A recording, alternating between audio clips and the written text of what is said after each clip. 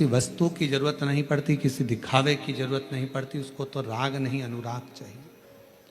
आपकी अविरल भक्ति चाहिए, आपका विश्वास, आपकी दृढ़ता, आपकी लगनता, आपकी एकाग्रता भगवान को चाहिए।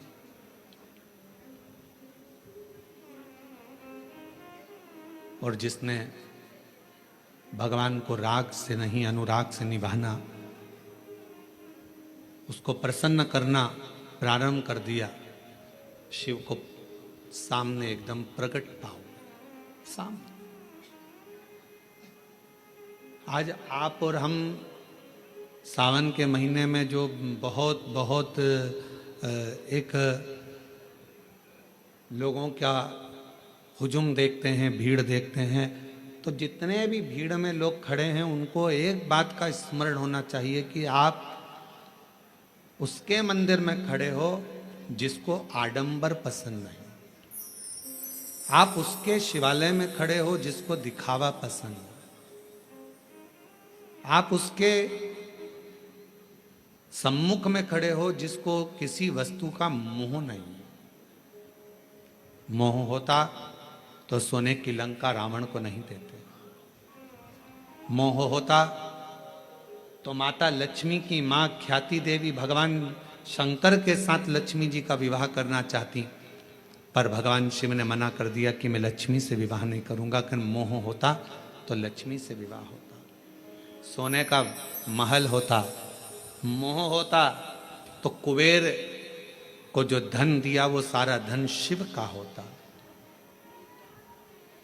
पर भगवान शंकर मोह को त्यागे हैं, काम को जलाकर भस्म करने वाले हैं, आसक्तियों से दूर हैं। तृष्णा वासना ये सब मेरे शिव से बहुत दूर है, ये उनके पास है ही नहीं। और शायद इसीलिए शंकर की भक्ति करने वाले को सबसे पहले शंकर भगवान खूब परखते हैं। एक एक रिश्तेदार को परखा देगा मेरा शंकर भगवान, एक एक व्यक्ति को परखा देगा शिव।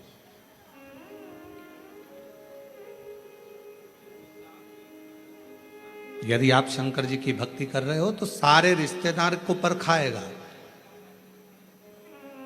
अभी आप ये महाकाल भक्त मंडल कोरबा वालों से पूछना, इन्होंने सबके हाथ जोड़ लिए होंगे, भैया भैया भैया कुछ करो, भैया कुछ करो।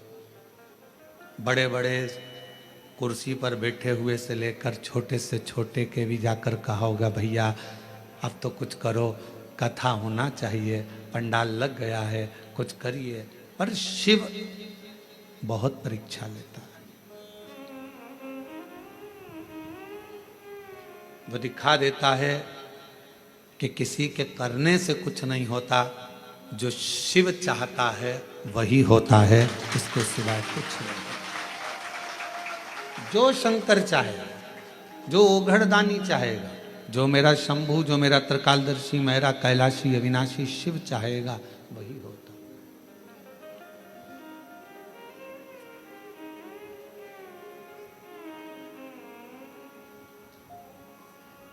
लाख कोई बुरा चाहे तो क्या होता है, वही होता है जो मेरा महादेव महाकाल चाहता है, वो चाहेगा।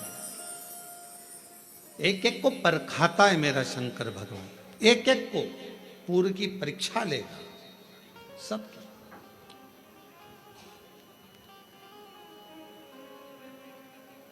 और वो देखेगा कि आप कितने मेरे अधीन हो, चेक करेगा। और कितनी सुंदर बात कही हमने पहले भी कथा में कही, आज फिर कोरबा के इस ऑनलाइन महापुराण कथा से सावन के महीने की सोमवारी पर फिर कहते हैं, अगर शंकर जी का मंदिर तुम जा रहे हो, शिव जी पे जल चढ़ाने के लिए जा रहे हो, तो निवेदन है बीच में तुम्हारी मौसी, काकी, मामा, फूफा, सहेली, रिश्तेदार का नातेदार, बेस्ट फ्रेंड किसी का भी घर पड़ जाए, शंकर के मंदिर जाते समय और शंकर के मंदिर से वापस घर आते समय किसी के दरवाजे पर मत रुको, सीधे अपने घर पर ही रुको। उसका कारण क्या है? आपको मालूम होगा कि ये सोमवार का दिन, सावन के महीने का सोमवार इतना प्रसिद्ध क्यों है? श्रावण के महीने के सोमवार का इतना महत्व क्यों होता है?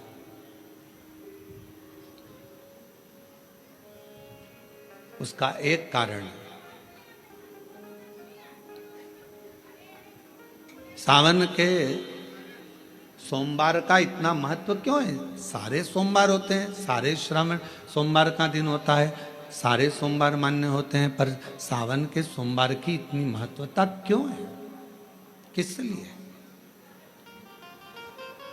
और शायद हमको लगता है कि जितने भी आस्था चैनल पर कथा सुन रहे हैं, जितने फेसबुक यूट्यूब पर कथा सुन रहे हैं, जितने आपने अपने मोबाइल पर सोशल मीडिया में कथा सुन रहे हैं, हमारे को लगता है कि उनको भी नहीं मालूम होगा कि सावन के सोमवार की इतनी महत्वता क्यों है, किस लिए। सावन के सोमवार की महत्वता इसलिए है कि भगवान देवाधिदेव महादेव का विवाह ख्याति देवी लक्ष्मी जी से करना चाहती थी, पर माता लक्ष्मी ने, भगवान शिव ने माता लक्ष्मी का चेहरा देखा, पढ़ लिया कि ये तो भगवान नारायण के स्नेह है, और भगवान नारायण लक्ष्मी जी से विवाह करना चाहते। और दोनों के विवाह की बात भगवान देवाधिदेव महादेव ने माता ख्याति देवी से कह दी कि इनका विवाह करो। अब माता लक्ष्मी जी ने बड़ा निवेदन करा, आपने हमारा विवाह भगवान नारायण के साथ में कर दिया, हमारे मन की बात को रख लिया, बड़ी कृपा करी भोले बाबा, मेरा मन है मैं आपके चरणों की सेवा करूं, मुझे कोई सेवा आपकी बताओ। शिव मंदिर में कभी भी जाकर पंडित जी से मत पूछना कि यहां की कोई सेवा मुझे बताओ। भगवान के अन्य मंदिर होंगे तो वहां जाकर पूछना, देवी जी के मंदिर में यहाँ सेवा बताओ, राम जी के मंदिर में पूछना यहाँ सेवा बताओ, भगवान कृष्ण के मंदिर में पूछना हमारे लिए कोई सेवा बताओ, भगवान दत्त के मंदिर में पूछना हमारे लिए सेवा बताओ। सारे मंदिरों में जाकर कहना कि हमारे लिए सेवा बताओ, और शिव जी के मंदिर में जाकर मत कहो कि हमारे लिए सेवा बताओ। वहां तो झाड़ू उठाओ, सेवा में लग जाओ। वहां तो निर्माल्य पड़ा है, उसको उठाओ, विसर्जन में ले जाओ। वहां पोछा उठाओ, पोछा लगाना प्रारंभ कर दो, शिव जी का श्रृंगार करना प्रारंभ कर दो, शिव जी का सुंदर स्नान कराना प्रारंभ कर दो। शिव मंदिर में सेवा पूछी नहीं जाती, सेवा करी जाती है।